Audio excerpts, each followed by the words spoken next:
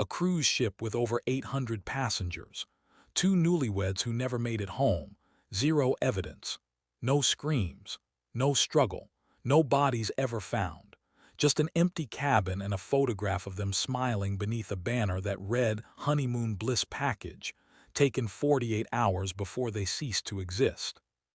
Welcome to Cold Crime Case. If this is your first time here, make sure you hit that subscribe button right now. Tap the like button so we know you're with us, and drop a comment below telling us what you think happened. Your support keeps us digging into the cases that refuse to stay buried. The heat pressed down on Fort Lauderdale's Port Everglades like a wet blanket on the afternoon of August 12, 1995. It was the kind of oppressive Florida heat that made the air shimmer above the asphalt, where tourists dragged their wheeled luggage toward the massive white hull of the MS Caribbean Dream.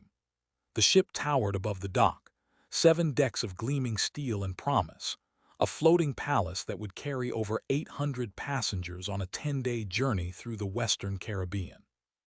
The air was thick with the mingled scents of diesel fuel, coconut sunscreen, and ocean salt. Seagulls wheeled overhead, crying out against the rumble of engines and the excited chatter of vacationers. Among the crowd filing up the gangway were Charles and Evelyn Morrison, both 31 years old, newlyweds from Knoxville, Tennessee. They walked side by side, Charles carrying a large navy blue suitcase in one hand and a leather carry-on bag slung over his shoulder, while Evelyn clutched her purse and a straw beach bag decorated with embroidered hibiscus flowers. They had married exactly 5 days earlier in a small riverside chapel ceremony attended by 70 guests. The wedding had been intimate and elegant, held on a Sunday afternoon with sunlight streaming through stained glass windows and Evelyn's younger sister singing an a cappella version of Ave Maria that had left nearly everyone in tears. This cruise was a gift from Charles's older sister, Margaret, a travel agent with a successful agency in downtown Knoxville. Margaret had insisted they deserved something unforgettable, something more than the typical 3-day beach resort package that so many couples settled for. She had personally booked their cabin, arranged for champagne and chocolate-covered strawberries to be waiting in their room, and even prepaid for several shore excursions. Margaret would later say that she had wanted to give them a trip that would create memories to last a lifetime. She had no idea how tragically prophetic those words would become. Charles Morrison worked as a civil engineer for the city's Public Works Department. He was methodical and precise in his habits, the kind of man who color-coded his file folders and kept a detailed maintenance log for his car. His colleagues described him as reliable to a fault, someone who never missed a deadline and could be counted on to double-check every calculation. He was 6 feet tall with sandy brown hair that he kept neatly trimmed, and he wore wire-rimmed glasses that gave him a studious appearance. Charles was the kind of person who labeled his luggage with laminated tags that included not just his name and address, but also his blood type and emergency contact information. He carried a backup set of travel documents in a sealed waterproof envelope tucked into an inner pocket of his carry-on bag. Evelyn Morrison, born Evelyn Catherine Sheffield, was a 3rd-grade teacher at Oakwood Elementary School. She was known among her colleagues and students for her warmth, her infectious laugh, and her seemingly limitless patience. She stood 5 feet 4 inches tall with shoulder-length auburn hair that she usually wore in a practical ponytail during the school week, but left down on weekends. Her green eyes seemed to sparkle when she smiled, and she had a collection of colorful scarves that she wore to brighten up her professional wardrobe. Evelyn had a passion for vintage postcards, a hobby that had started when she was a teenager visiting her grandmother's attic and discovering a shoebox full of cards from the 1920s and 30s. Since then, she had made it her ritual to buy at least one vintage postcard in every place she visited and mail it to herself. She kept them all in a series of albums organized by location and date. She wore a silver bracelet on her right wrist, engraved with their wedding date, August 7, 1995, along with their initials intertwined in an elegant script. She carried a small leather journal, worn at the edges from constant use, where she documented her thoughts, quick sketches of things that caught her eye, and lists of things that made her happy. The most recent entries included things like the smell of Charles's cologne, the sound of rain on the roof, and finding the perfect avocado at the grocery store. It was quintessentially Evelyn, finding joy in the smallest details of everyday life. The Morrisons were assigned cabin 318A on the port side of deck 3, a modest interior room with no window or balcony. The cabin measured approximately 120 square feet and contained twin beds that had been pushed together to form a makeshift double bed, a small dresser with a mirror bolted to the wall, a narrow closet with barely enough room for a week's worth of clothing, and a compact bathroom with a shower so small you could barely turn around inside it. It was not glamorous by any stretch of the imagination, but it was clean and functional, and for Charles and Evelyn it was perfect. They were not the type of people who needed luxury. They simply wanted to be together. The ship departed at 6:15 p.m., its horn blasting twice in a deep, resonant tone that could be heard for miles. The sound echoed across the port as the massive vessel began to pull away from the dock, assisted by two tugboats that guided it into the main channel.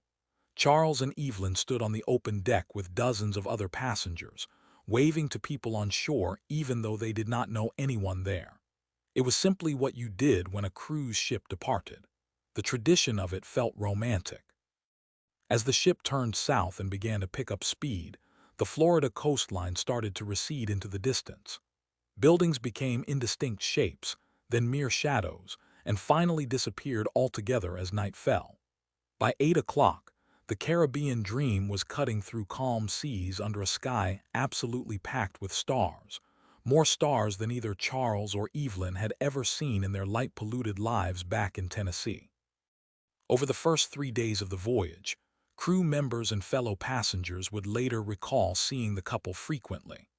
They attended the welcome aboard party on the Lido deck, where a Caribbean-themed buffet had been set up with steel drum music playing in the background. They danced awkwardly to a reggae band at the poolside bar, neither of them particularly coordinated, but both laughing at their own lack of rhythm. They were photographed by the ship's official photographer standing beneath a banner that read, "Honeymoon Bliss Package," both of them smiling broadly, Charles's arm around Evelyn's shoulders and Evelyn holding up her left hand to show off her wedding ring. Evelyn was particularly noticeable to crew members because she seemed to radiate happiness. She smiled at everyone she passed in the hallways. She asked strangers where they were from and genuinely seemed interested in their answers. She could often be seen scribbling notes in her leather journal while sipping iced tea at breakfast, sometimes pausing to look out at the ocean with an expression of pure contentment. One crew member, a steward named Miguel Santos, would later tell investigators that he had never seen a person so completely, radiantly happy. He said it was the kind of happiness that made other people smile just being around her. On the first full day at sea, August 13th, the ship held a series of organized activities. There was a newlywed game show in the main theater at 2 p.m., and Charles and Evelyn attended but did not participate, preferring to sit in the audience and laugh at the other couples fumbling through questions about each other's quirks and habits. They had lunch at the casual buffet on Deck 9, where Evelyn tried conch fritters for the first time and declared them delicious. Charles had a cheeseburger and fries, sticking with what he knew. They spent part of the afternoon by the pool, though neither of them actually went swimming. Evelyn read a paperback romance novel while Charles dozed in a lounge chair, his face tilted toward the sun. That evening, they attended the formal dinner seating at 8 p.m. in the ship's main dining room. A grand space with crystal chandeliers and white tablecloths, and uniformed waiters moving between tables with practiced efficiency. They were seated at a table for 8, assigned to dine with 3 other couples for the duration of the cruise. This was standard practice on ships like the Caribbean Dream, a way to encourage passengers to socialize and make new friends.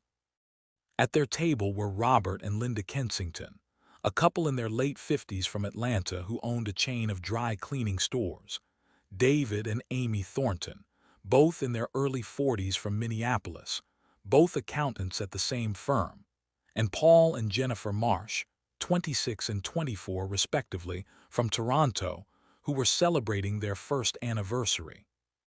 Over the course of the cruise, these 6 people would become closely acquainted with Charles and Evelyn Morrison, and their testimony would later prove crucial to investigators trying to piece together what happened. On the second day, August 14th, the ship made its first port of call in Cozumel, Mexico. The Caribbean Dream docked at 8 a.m., and passengers began disembarking for shore excursions by 8:30. Charles and Evelyn had signed up for a guided tour of the Mayan ruins at Cholum, a 3-hour excursion that included transportation by air-conditioned bus and a bilingual tour guide. According to the tour operator's records, they checked in for the tour at 9:15 a.m. and returned to the ship at 3:45 p.m., well before the all-aboard time of 5:30. The tour guide, a man named Carlos Mendoza who had been leading groups through Cholum for 12 years, remembered them only vaguely as a polite American couple who asked a few questions about Mayan astronomy and took several photographs. That evening at dinner, Evelyn talked enthusiastically about the ruins, describing the way the ancient stone structures overlooked the turquoise Caribbean Sea and how she had imagined what life must have been like for the people who built them. She showed her table mates several of the photographs they had taken, printed out at one of the ship's photo kiosks. Charles was quieter than usual that night, and when Linda Kensington asked if he was feeling all right, he said he had a slight headache, probably from too much sun. He did not seem particularly concerned about it. The third day, August 15th, was another sea day, meaning the ship did not stop at any port. These were the days when the cruise really hit its rhythm, when passengers settled into the leisurely pace of life at sea and participated in the various activities and entertainment options available. Charles and Evelyn slept in late that morning, missing breakfast entirely. They finally appeared at the buffet around 11 a.m., both looking well-rested. Evelyn wore a yellow sundress with white sandals, and Charles wore khaki shorts and a blue polo shirt. They loaded their plates with fresh fruit, pastries, and scrambled eggs, then found a table near the window overlooking the ocean. After lunch, they attended a wine tasting seminar in one of the ship's lounges, a 45-minute session where a sommelier talked about different wine regions and passengers sampled 6 different varietals. Evelyn enjoyed it immensely, taking notes in her journal about which wines she liked and why. Charles was less enthusiastic, later admitting to Paul Marsh that he could not really tell the difference between a $20 bottle and a $200 bottle. They spent the afternoon playing miniature golf on the ship's tiny putting green, and according to David Thornton, who played around with them, they were both terrible at it but had a great time anyway. Evelyn laughed so hard when Charles's ball went flying off the edge of the green and landed in the pool that she had tears running down her face. That evening was formal night, one of 2 during the cruise when passengers were encouraged to dress up in their finest attire. Charles wore a dark suit with a burgundy tie, and Evelyn wore a navy blue cocktail dress that she had bought specifically for the cruise. Her hair was styled in loose curls, and she wore small diamond earrings that had belonged to her grandmother. They looked, by all accounts, like an absolutely perfect couple. At dinner, the photographer came around to each table taking formal portraits, and the Morrisons posed with their table mates for a group photo that would later be printed and distributed to each couple. In that photograph, everyone is smiling. Charles has his arm around Evelyn. She is leaning into him slightly, her hand resting on his chest. They look happy. They look safe. They look like they have decades of life ahead of them.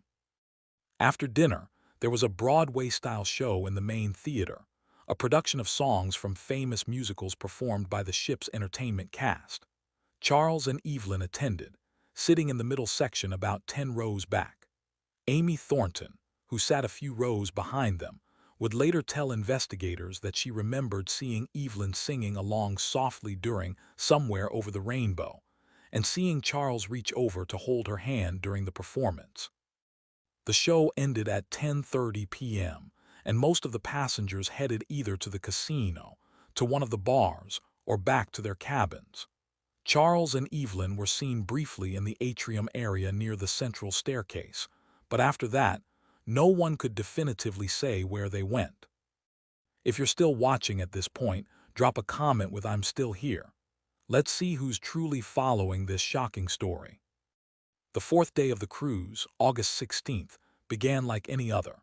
The Caribbean Dream was scheduled to arrive in Grand Cayman at 7 a.m., and most passengers were up early to watch the ship navigate into port.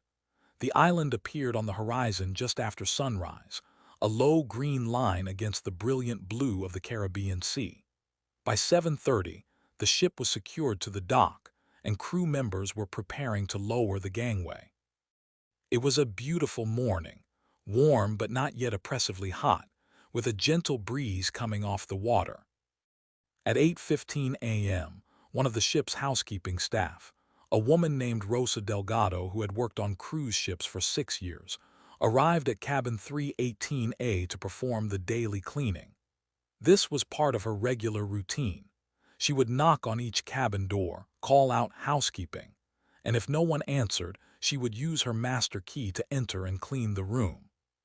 When Rosa knocked on 318A and received no response, she assumed the occupants were either still asleep or had already left for the day. She knocked again, louder this time, and called out more forcefully. Still nothing. She waited a few more seconds, then used her key card to unlock the door. The cabin was empty. The beds had not been slept in, at least not in any normal way. The covers on one of the twin beds were rumpled, as if someone had sat on it, but there was no evidence that anyone had actually slept there. The other bed was completely undisturbed. Personal belongings were scattered around the room in what Rosa would later describe as a disorganized manner that seemed out of character for the couple. Charles's meticulously packed suitcase was open on the floor with clothes spilling out of it. Evelyn's cosmetics bag was on the small counter in the bathroom, but several items had fallen into the sink. The leather journal that Evelyn carried everywhere was lying on the floor near the door, which struck Rosa as particularly odd because she had seen Evelyn with that journal multiple times and knew how much the woman seemed to value it. Rosa cleaned the room as usual, but she made a mental note that something seemed off. It was not unusual for passengers to leave their cabins in disarray, but there was something about the specific arrangement of items in 318A that bothered her. She could not quite put her finger on what it was. Still, she finished her work and moved on to the next cabin. She would not think about 318A again until much later. By 9 a.m., most passengers who planned to go ashore had disembarked. Grand Cayman was a tender port, meaning the ship was too large to dock directly at the pier, so passengers had to take small tender boats from the ship to shore. It was a process that could be time-consuming but was generally efficient.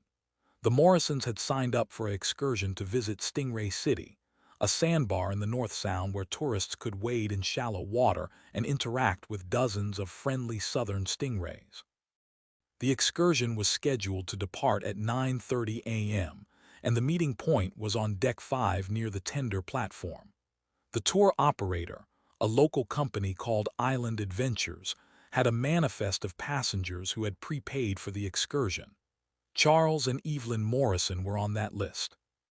At 9:25, a representative from Island Adventures named Thomas Riley began checking in passengers for the Stingray City tour. He called out names from his list, and passengers would step forward and receive a colored wristband that identified which boat they would be on. Thomas called Morrison, party of 2, 3 times. No one responded. This was not particularly unusual. Sometimes passengers slept through their alarms or changed their minds about an excursion at the last minute. Thomas made a note on his manifest that the Morrisons were no-shows and moved on. The boats departed without them. At the dining room that evening, the absence of Charles and Evelyn Morrison was noted by their table mates. The Kensingtons arrived first at 8 p.m., followed shortly by the Thorntons and then the Marshes. The two empty seats at the table were obvious. Linda Kensington commented that she hoped the Morrisons were not sick. Robert Kensington suggested they might have met some other passengers and decided to dine elsewhere on the ship. David Thornton said he thought he had seen Charles that morning near the pool deck, but he was not certain. Amy Thornton said she had not seen either of them all day. By 8:15, when the waiter came to take orders, it was clear that Charles and Evelyn were not coming to dinner. Paul Marsh made a joke that they were probably too busy being newlyweds to bother with dinner, which got a few uncomfortable laughs. But as the evening went on and the Morrisons still did not appear, a vague sense of unease began to settle over the table. It was Jennifer Marsh who finally said what others were thinking. "Do you think we should check on them? Make sure they're okay?" The others agreed it was probably a good idea, if only to ease their minds. After dinner, the three couples went together to Deck 3 and found Cabin 318A. Robert Kensington knocked on the door.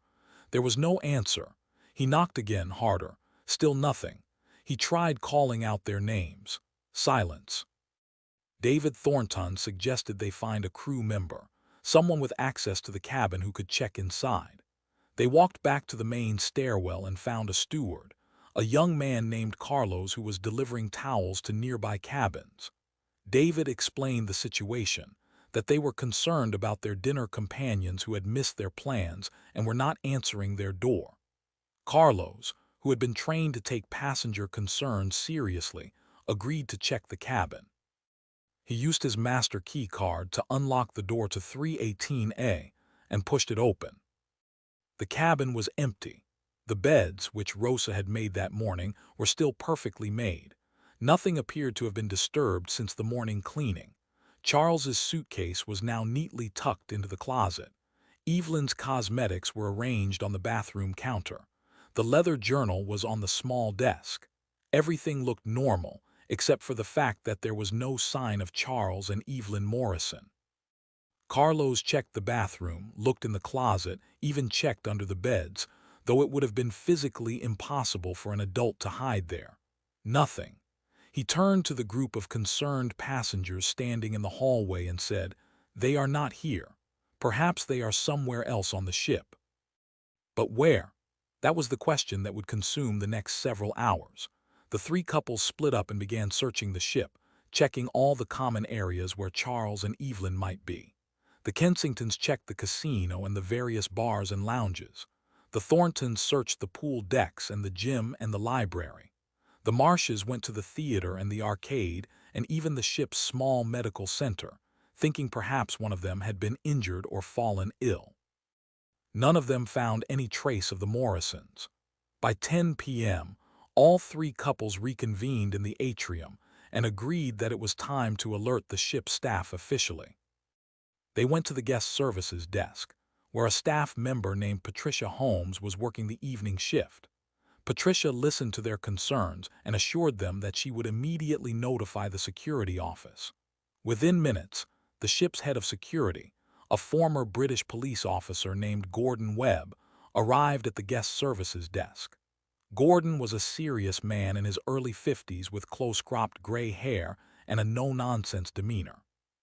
He had dealt with missing passenger situations before, and while they were always concerning, they usually had simple explanations. Passengers got drunk and passed out in strange places. They had too much fun at the casino and lost track of time. They met someone and went back to that person's cabin. Rarely was it anything truly sinister. Gordon took down all the information the three couples could provide. Names, cabin number, physical descriptions, the last time anyone had seen Charles and Evelyn. He asked about their habits, their routines, whether they had mentioned any plans. He asked if they had seemed upset or argued with each other. The answer to all these questions was no. They had seemed perfectly happy. Gordon thanked the couples for their concern and assured them that he would conduct a thorough search. He asked them to return to their cabins and to call guest services immediately if they saw or heard from the Morrisons. Gordon Webb then initiated what was called a Phase 1 search, which involved security personnel conducting a visual sweep of all public areas of the ship. Teams of crew members fanned out across all 7 decks, checking every bar, lounge, restaurant, shop, and common space. They checked the pool areas, the sun decks, the library, the card rooms, the internet cafe, and even the crew areas that passengers were not supposed to access. They found nothing. No sign of Charles or Evelyn Morrison. Gordon then escalated to a Phase 2 search, which meant physically checking every single cabin and space on the ship where a person could conceivably be. This included not just passenger cabins, but also storage areas, mechanical rooms, laundry facilities, and food preparation areas. Teams of crew members went door to door, knocking on every passenger cabin and asking if anyone had seen the missing couple. Most passengers were confused or annoyed at being disturbed so late at night, but they cooperated with the search. Still, no one had seen Charles or Evelyn. By midnight, Gordon Webb was genuinely concerned. He contacted the ship's captain, a Norwegian man named Erik Sorensen, who had been commanding cruise ships for 22 years. Captain Sorensen immediately went to the security office to assess the situation. After reviewing all the information, he made the decision to initiate a man overboard protocol, even though there was no actual evidence that either Charles or Evelyn had gone overboard. It was simply the most serious protocol available, and the situation clearly warranted serious action. The man overboard protocol involved several immediate steps. First, the ship's crew conducted a complete search of the exterior deck areas, using flashlights to look over the railings and down at the water. They found nothing. Second, the ship began to retrace its route, slowly traveling backward along the course it had taken over the past several hours, with crew members scanning the water with binoculars and searchlights. Third, the captain contacted the United States Coast Guard and the local maritime authorities to report 2 missing passengers and request assistance. And fourth, the captain made the difficult decision to confine all passengers to their cabins while a more thorough search was conducted. At 1:30 a.m., an announcement came over the ship's public address system. Captain Sorensen's voice, calm but serious, informed passengers that there was a security situation and that everyone must return to their cabins immediately and remain there until further notice. Crew members would be conducting a comprehensive search of the vessel. Passengers were asked to cooperate fully and not to leave their cabins for any reason unless it was a genuine emergency. The announcement sent a wave of anxiety through the ship. Passengers who had been in the casino or the late-night bars hurried back to their rooms, murmuring to each other about what could be happening. Rumors began to spread almost immediately. Some said there was a fire. Others said someone had smuggled drugs on board. A few whispered that someone had been murdered. The truth, as is so often the case, was both simpler and more mysterious than any rumor. 2 people had vanished, completely and utterly vanished, and no one had any idea how or why. Gordon Webb and his security team conducted what would later be described as the most thorough search in the history of the Caribbean Dream. They literally checked every single accessible space on the ship. They opened every storage locker, every maintenance closet, every crew cabin. They checked the engine rooms, the galleys, the freezers, the laundry rooms. They checked the lifeboats, the life raft containers, even the garbage disposal areas. They reviewed security camera footage from multiple locations throughout the ship, though it was important to note that in 1995, security camera coverage was nowhere near as comprehensive as it would later become. There were cameras in some high-traffic areas like the casino and the main atrium, but many parts of the ship had no camera coverage at all. The footage they did have showed Charles and Evelyn leaving the theater after the show on the evening of August 15th at approximately 10:35 p.m. They were seen walking through the atrium toward the central stairwell. Then they disappeared from view. There was no camera coverage of the stairwells or the hallways on Deck 3 where their cabin was located. The next time anyone could definitively place them anywhere was never. They simply ceased to exist after 10:35 p.m. on August 15, 1995. By 4 a.m., as the sun began to lighten the eastern horizon, Captain Sorensen had to face the grim reality. Charles and Evelyn Morrison were not on the ship. They had somehow left the vessel, either voluntarily or involuntarily, sometime between 10:35 p.m. on August 15th and 8:15 a.m. on August 16th, when the housekeeper had discovered their cabin empty. The question was how and why. The United States Coast Guard dispatched 2 cutters and a helicopter to assist in the search. Local authorities in Grand Cayman sent patrol boats. The search area covered hundreds of square miles of open ocean, following the ship's plotted course and extending outward in all directions to account for currents and drift. They searched for 2 full days. They found nothing. No bodies, no clothing, no personal effects floating in the water. Nothing. It was as if Charles and Evelyn Morrison had been erased from existence. The investigation into their disappearance would become one of the most complex and frustrating cases in the history of maritime law enforcement. Because the Caribbean Dream was registered in the Bahamas, Bahamian authorities technically had jurisdiction over any crime committed on board. However, because the victims were American citizens and the ship had departed from a U.S. port, the FBI also became involved. And because the ship had been in international waters at the time of the disappearance, international maritime law came into play as well. The result was a bureaucratic nightmare with multiple agencies trying to coordinate an investigation across different legal jurisdictions. FBI Special Agent Rachel Morneau was assigned as the lead investigator on the American side of the case. She flew to Grand Cayman to board the Caribbean Dream and begin interviewing passengers and crew. Morneau was a 15-year veteran of the FBI with extensive experience in missing persons cases, but she had never dealt with anything quite like this. The challenge was not just the complexity of the investigation itself, but the fact that the crime scene, if indeed there had been a crime, was a moving vessel that continued to operate on its scheduled itinerary. The ship could not simply be held in port indefinitely while investigators did their work. There were hundreds of passengers on board who had paid for vacations, and the cruise line had contractual obligations to fulfill.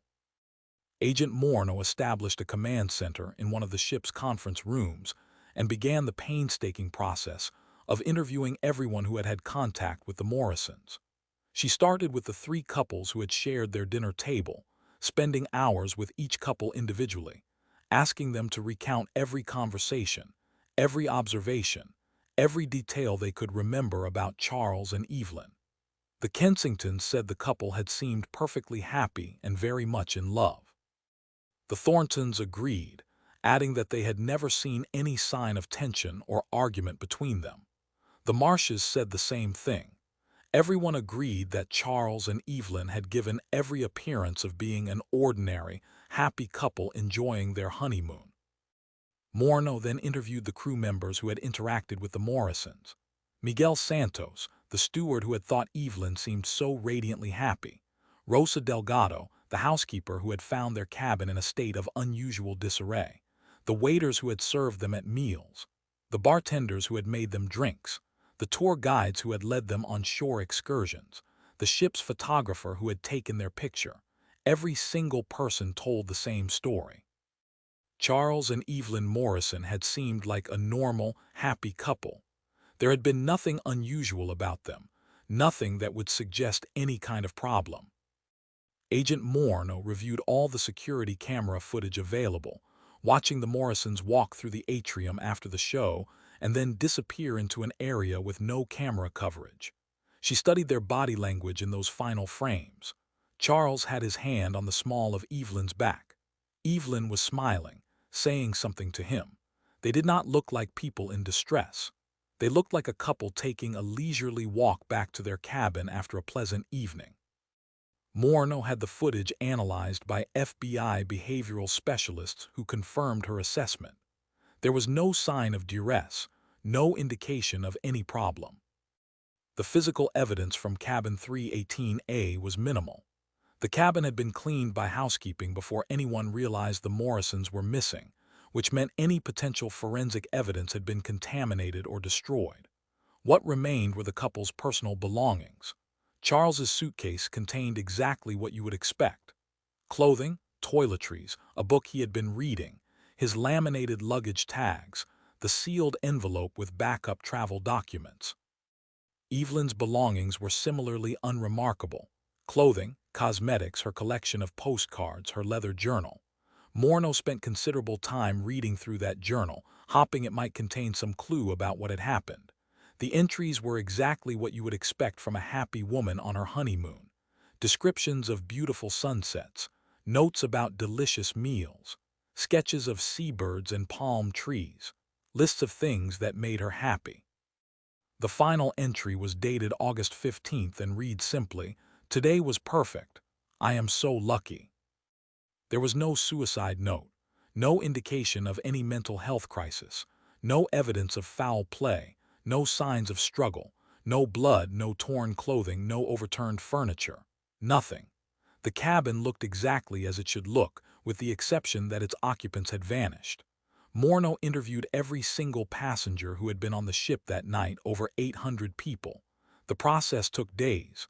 Most people had seen nothing unusual. A few reported hearing raised voices coming from somewhere on Deck 3 late on the night of August 15th, but no one could pinpoint exactly where the voices had come from, or even whether they had been male or female voices. A few passengers reported seeing a man who might have been Charles near the stern of the ship around 11 p.m., but when pressed, they admitted they could not be certain it was him. One elderly woman said she had seen a couple arguing near the lifeboats around midnight, but her description of the couple did not match Charles and Evelyn, and investigators concluded she had likely seen someone else entirely. The ship's crew was interviewed just as thoroughly as the passengers.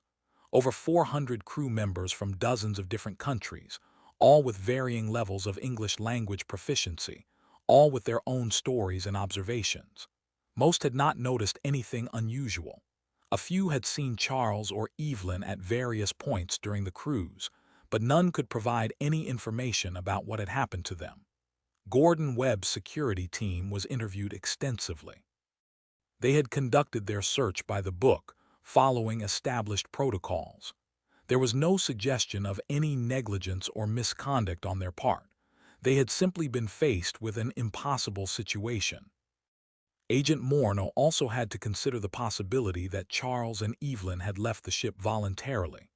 Perhaps they had somehow disembarked at one of the ports and chosen to disappear for reasons known only to them. But this theory had serious problems. First, the ship's manifest and disembarkation records showed that Charles and Evelyn had not gotten off the ship at either Cozumel or Grand Cayman.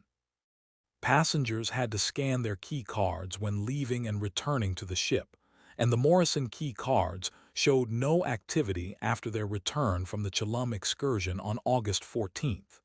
Second, neither Charles nor Evelyn had any reason to disappear. They had stable jobs, family and friends who cared about them, no financial problems, no legal troubles, no history of mental illness. Third, if they had planned to disappear, why would they leave all their belongings behind? Charles's wallet containing his credit cards and $432 in cash was in the cabin. Evelyn's purse with her identification and money was there too. Their passports were locked in the ship's safe, which was standard procedure. The theory that made the most sense, however horrific it was that Charles and Evelyn had gone overboard either accidentally or as the result of foul play. But even this theory had problems. The railings on cruise ships were designed to prevent accidental falls. They were 4 feet high, much too high for an adult to simply topple over. For both Charles and Evelyn to go over the railing accidentally seemed virtually impossible. Could they have committed suicide together? There was no evidence to support this. They had shown no signs of depression or suicidal ideation. They had every reason to live. They were newlyweds, for God's sake, on what should have been the happiest trip of their lives. Could someone have pushed them overboard?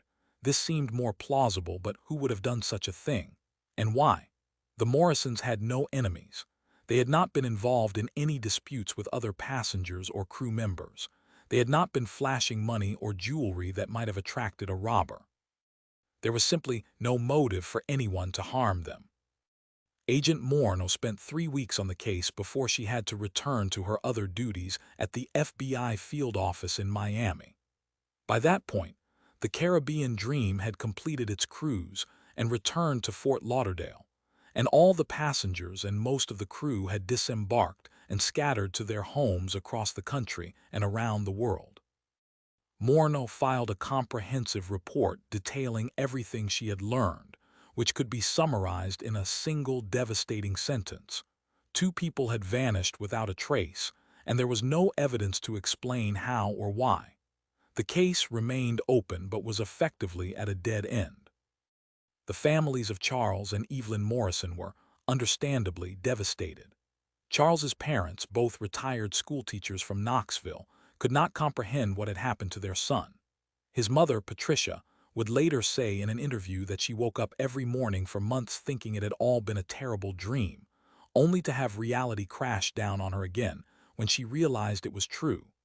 Charles's sister, Margaret, who had given them the cruise as a wedding present, was consumed with guilt. She felt responsible, even though rationally she knew she was not to blame.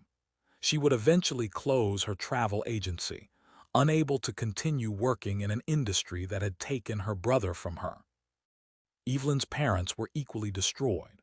Her father, a construction foreman named James Sheffield, used his savings to hire a private investigator to look into the case, hoping that an independent investigation might turn up something the authorities had missed.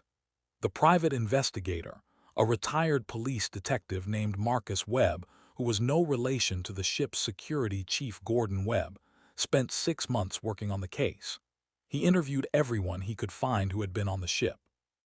He reviewed all the evidence. He developed several theories, none of which could be proven. In the end, he had to tell James Sheffield the same thing the FBI had concluded.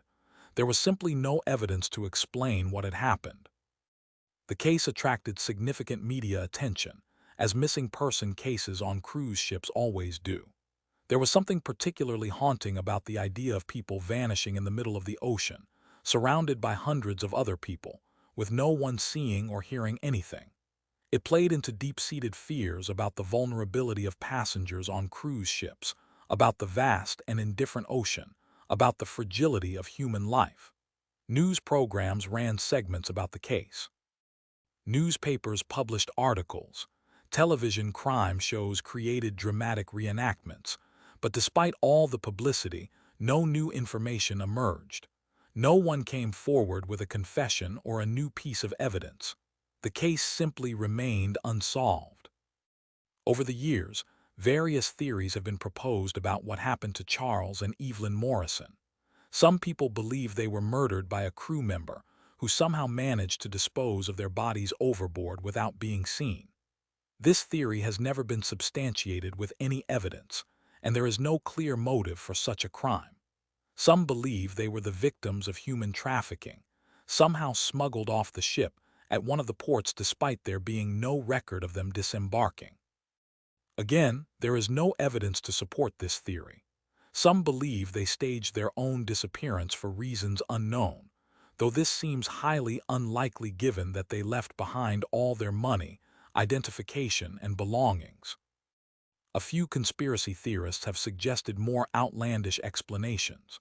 One theory posits that they were abducted by a submarine or small boat that pulled alongside the cruise ship in the middle of the night, though there is no evidence any such vessel was in the area and no clear reason why anyone would do such a thing. Another theory suggests they discovered something illegal happening on the ship, perhaps drug smuggling or human trafficking, and were killed to keep them quiet. But there is no evidence of any illegal activity on the Caribbean Dream, and no indication that Charles or Evelyn had stumbled onto any kind of criminal operation. The most likely explanation, according to most law enforcement officials who have studied the case, is that Charles and Evelyn went overboard sometime between 10:35 p.m. on August 15th and the early morning hours of August 16th. How they went overboard remains a mystery. Whether it was an accident, a suicide, or a homicide cannot be determined. Without bodies, without witnesses, without any physical evidence, the case cannot be solved. The ocean had claimed them, and the ocean was keeping its secrets. In the years since the disappearance, safety regulations on cruise ships have been strengthened. More extensive security camera systems are now required. Man-overboard detection systems have been developed. Railings have been made higher. Crew members receive more extensive training on how to respond to missing passenger situations.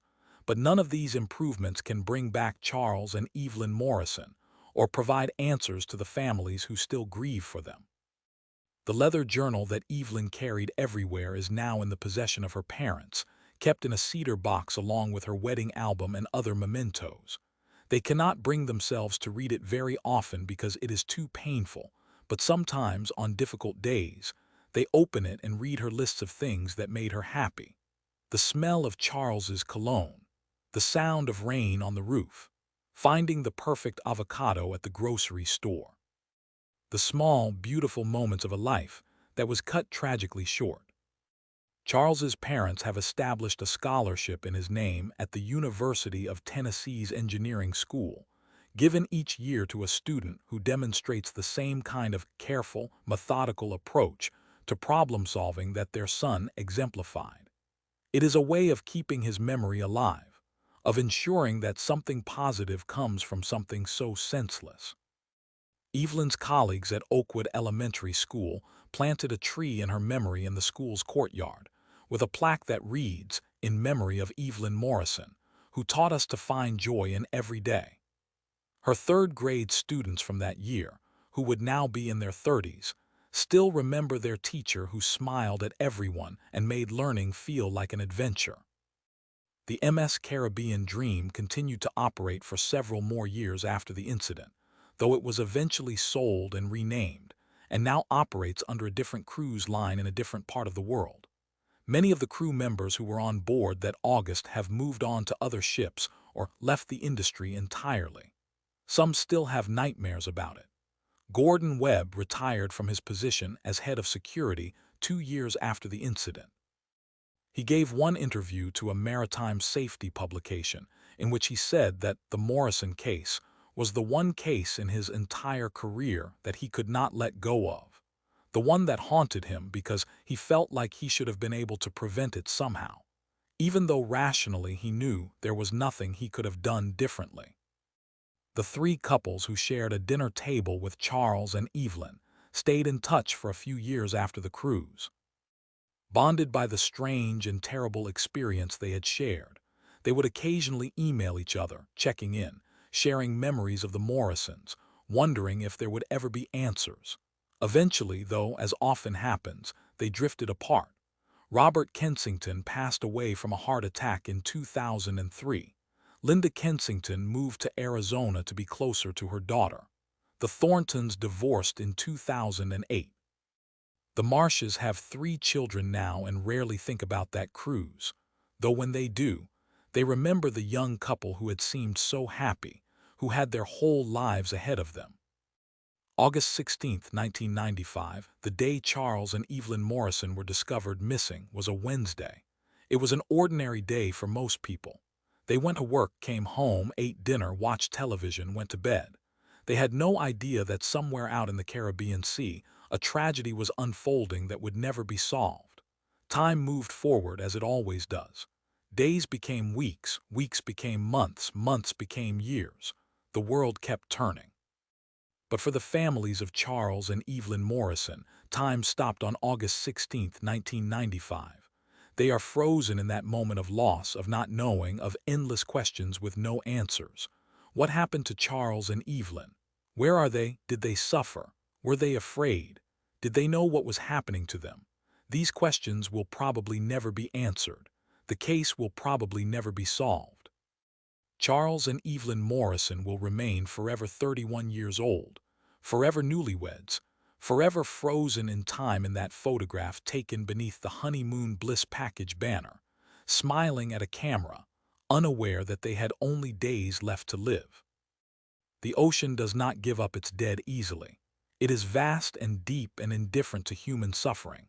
Somewhere beneath those beautiful turquoise waters, somewhere in the depths where the sunlight cannot reach, the truth of what happened to Charles and Evelyn Morrison may lie.